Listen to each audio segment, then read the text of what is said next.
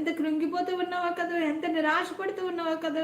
దేవుని యొక్క బిడ్డ అందరూ నిన్ను వదిలిపెట్టేసిన, అందరూ తృణీకరించి వేసిన, నీతో మేలు పొందినటువంటి వారే నీకు ఏమీ సహాయం చేయక ముఖం చాటు వేస్తూ ఉన్నా, నీ నుంచి దూరంగా వెళ్ళిపోయినా, నీ పైన నిందలు వేస్తూ ఉన్నా, నిన్ను అవమానపరుస్తూ ఉన్నా, నిన్ను కృంగతీసేటువంటి మాటలు పలుకుతూ ఉన్నా, దేవుని యొక్క బిడ్డ ఇదిగో నీ ఎదురుగా ప్రభు ఉన్నారు. ప్రభుతో చెప్పు, యేసయ్య నీవు తప్ప నాకు ఎవరు లేరయ్యా, యేసయ్య నీవే నాకు ఉన్నావయ్యా, నీవే నాకు సహాయం చేసే దేవుడవయ్యా, నీవు సహాయం చేసే దేవుడవయ్యా, నీవు గొప్ప దేవుడవయ్యా, నీవు సహాయం చేయ ప్రభు అని యేసయ్య సన్నిధిలో మీకేది కావాలో అడగండి, మీకేది కావాలో అడగండి. నా నామమందు మీరు నన్ను ఏది అడిగినా నేను చేస్తానని ప్రభు సెలవిచ్చి ఉన్నారు.